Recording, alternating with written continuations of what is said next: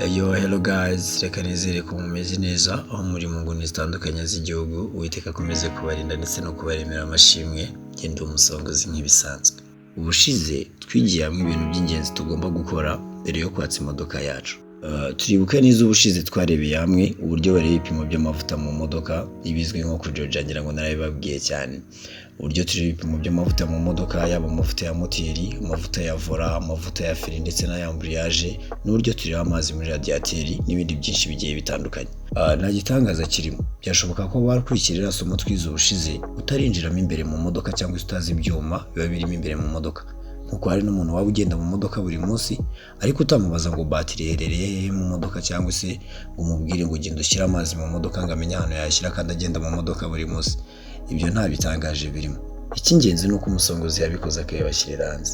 Tudatinze reka twinjire mu modoka turebe bimwe mu bikoresho dusangamo ndetse n'uburyo bikoreshwa. Ubundi imodoka ni ikinyabiziga kigizwe n'ibikoresho byinshi cyane. Reka turebere hamwe ibikoresho by'ingenzi twifashisha umunsi ku wundi iyo dutwaye imodoka.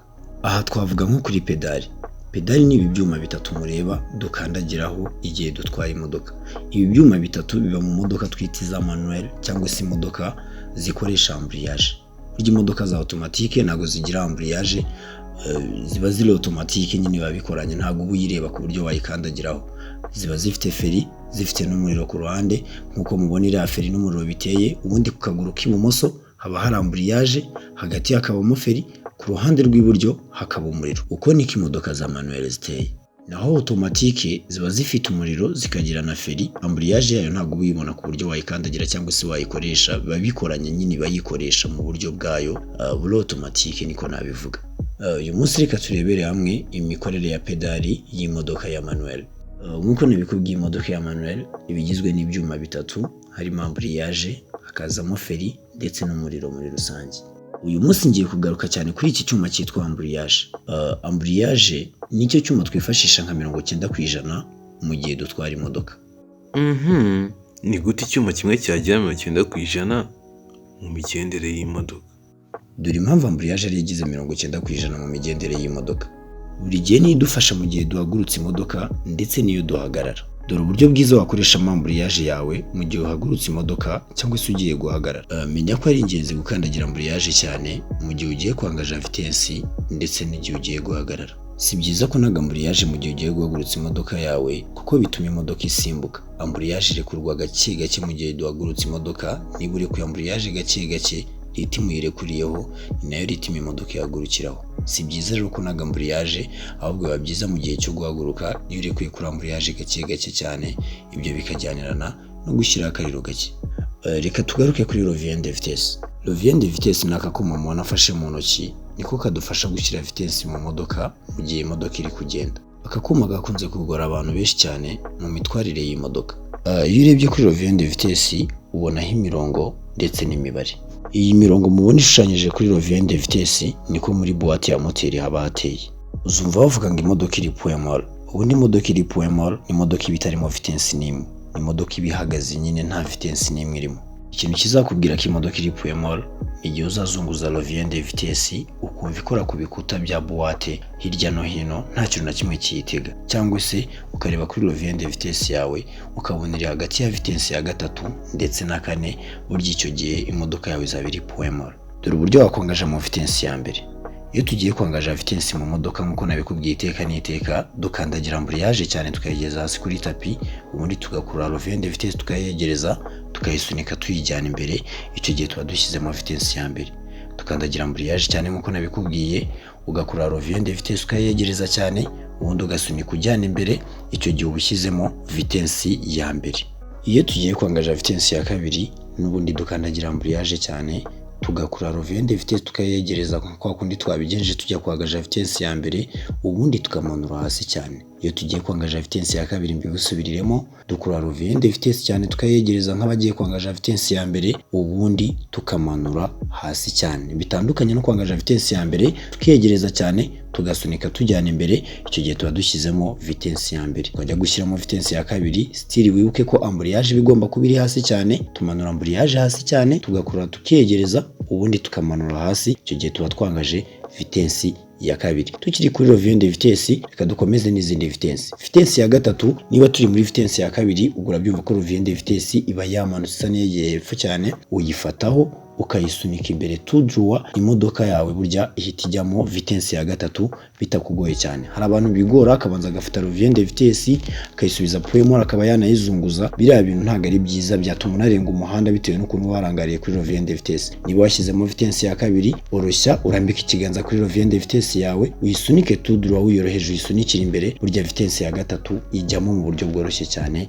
nta kabuza. Reka turebe n'uburyo dushobora kwangajamo vitesse ya kane. Fata kuri Revient de vitesse yawe n'ubundi ukayisunika inyuma tout droit, urumva ko wayisunitse iri imbere muri gatatu, n'ubundi urayifata byoroheje rwose, nta mbaraga nyinshi ushyizemo, ugasunika ugarura inyuma witonze, burya vitesse ya kane ihita ijyamo bitakugoye cyane. Ni ukuvuga ngo hashobora kuba ikosa rimwe ryo kuba wasunika Revient de vitesse yawe ikaba yagwa muri point mort ugahita urekera aho ngaho. Icyo gihe ufashe umuriro, imodoka nta kintu na kimwe gihinduka ku migendere yayo, irasakuza cyane ariko ntibe yagenda. Urayisunika rero ikamanuka ukumva ko ikoze ku gikuta cya buwate hasi, ariko ukamenya ko nyine wayisunitse wayirengeje muri point mort, cyangwa se hahandi nakubwiye hagati ya gatatu na kane, burya harya haba ari muri point mort, nta vitesse n'imwe ibirimo. Uko niko dushobora kwangaja vitesse kuva kuri rimwe kugera kuri vitesse ya kane. Nanakubwira yuko burya vitesse ya mbere na vitesse ya kabiri cyane cyane ntabwo ari vitesse z'urugendo, ni vitesse zifasha imodoka kuba yahaguruka ndetse no kugenda ahantu hatameze neza cyangwa se yazamuka, ariko ubundi burya vitesse y'urugendo ni uguhera kuri gatatu kane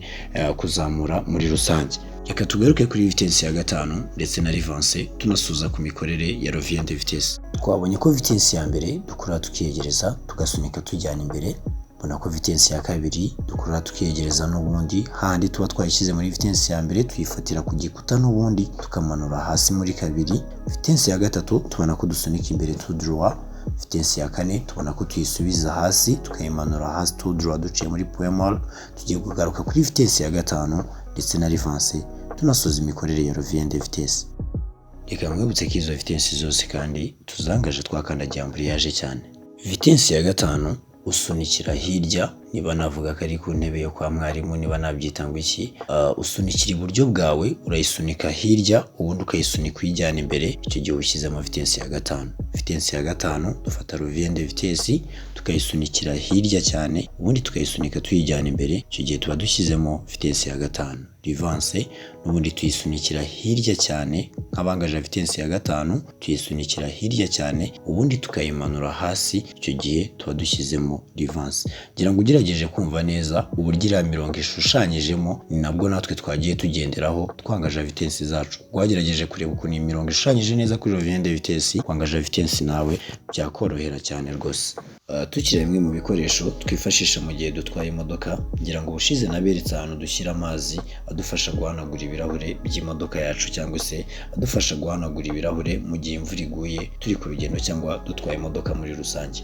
Ariko ushobora kwibaza ntese niba narabonye ahantu ushobora kuba nashyira amazi yamfasha guhanagura ikirahure, ese mu gihe nicaye mu modoka ni akahe kuma nakwifashisha kugira ngo mpanagure ikirahure cyanjye? Aka kuma mubona mfasheho, aka kuma niko kadufasha mu gihe cyo guhanagura ibirahure cyangwa se mu gihe cyo kugira ngo essuie-glace zikore muri rusange. Aka kuma uragafata ukakamanura, iyo ukamanuye rimwe ni cya gihe imvura iba ari nke cyangwa se hatari imyanda myinshi, gashobora kugenda kakagaruka kakaryama kakaba gatuje mu kanya kakongera.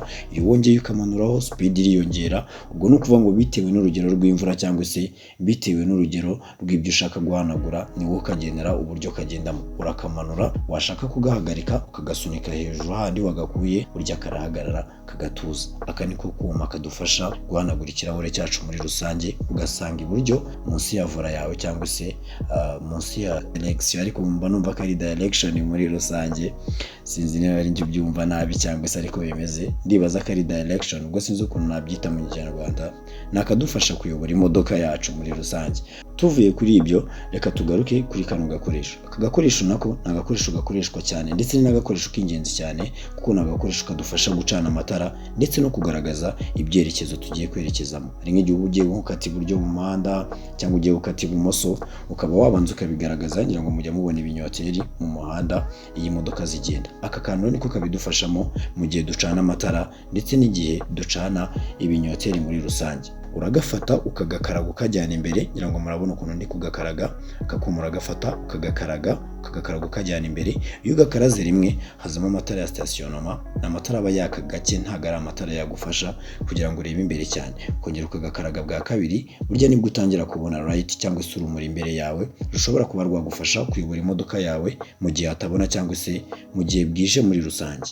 Uragafata ukagakaraga rimwe, ukongera bwa kabiri, burya amatara yawe ahita yaka. Urabona ko n'aka gatara ka muri taburo y'imodoka gahita kaka, gahita kakwereka ko amatara yawe ari kwaka. Ntabwo ari ngombwa ngo ucane amatara gusohoke ujye kureba ko amatara ari kwaka, icyo gihe nawe uhita ubibona imbere ko amatara ari kwaka. Hari abantu njya mbona ubwira kugorora nk'amapine y'imodoka, akaba yagorora amapine ubundi nyuma agasohora umutwe mu modoka akajya kurunguruka ngo areke amapine agororotse. Biriya bintu ntabwo bibaho. Uba ugomba kugorora amapine mu buryo wigishijwe cyangwa se mu buryo wabonye, ukabibona neza nyine ukamenya ko amapine yawe agoroye, ukaba proud ko amapine yawe agoroye. Zabigisha ukuntu ugomba kugorora amapine, ukaba wabimenya utarinze gusohoka mu modoka muri rusange. Aka kuma kadufasha muri rusange gucana amatara ndetse no gushyiraho ibyerekezo byaho tugiye kwerekeza nk'uko nabikubwiraga.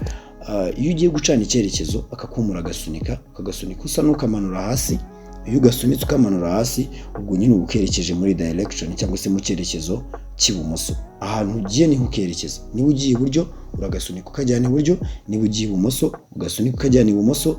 Nyuma y'ibyo bikorwa nibirangira ugasubizemo hagati, burya ibinyoteri byawe bizavamo, ubundi wikorere gahunda zawe muri rusange.